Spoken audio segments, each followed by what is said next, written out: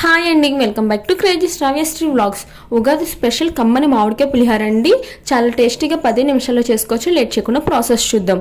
ముందుగా ఒక కుక్కర్ గిన్నె తీసుకుని 1.5 గ్లాస్ రైస్ తీసుకుని శుభ్రంగా వాష్ చేసుకుని వంతుకు 2 వంతులు నీళ్ళు వేసుకుని కుక్కర్ మూత పెట్టుకుని ఒక 3 విజిల్స్ వేయించండి. ఈ లోపు ఇంకో స్టవ్ పై ఒక బ్యాండీ పెట్టుకుని ఆయిల్ వేసుకుని పల్లీలు, జీడిపప్పు, మినప్పప్పు, ఆవాలు, పచ్చిమిర్చి నాట్లు పెట్టుకున్న ఎనిమిరపకాయ ముక్కలు, కరివేపాకు, అలాగే 1/2 టీ స్పూన్ పసుపు, ఆవాలు వేసి ఈ విధంగా బాగా ఫ్రై చేసుకుని ఒక ప్లేట్లో తీసుకోండి. ఇప్పుడు ఇదే ఆయిల్లోకి ఒక మామిడికాయ తురుము కింద తీసుకున్నది కూడా వేసుకుని మీడియం ఫ్లేమ్లో మగ్గనివ్వండి.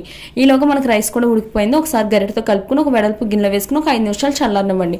ఇప్పుడు ఈ మామిడికాయ తురుములో కొంచెం సాల్ట్, అలాగే ఈ పచ్చిమిర్చి, అలాగే ఎనిమిరపకాయలు, కరివేపాకు వేపుకున్నాయి కూడా వేసుకుని ఒక 2 నిమిషాలు ఫ్రై చేసుకుని స్టవ్ ఆఫ్ చేసుకోండి.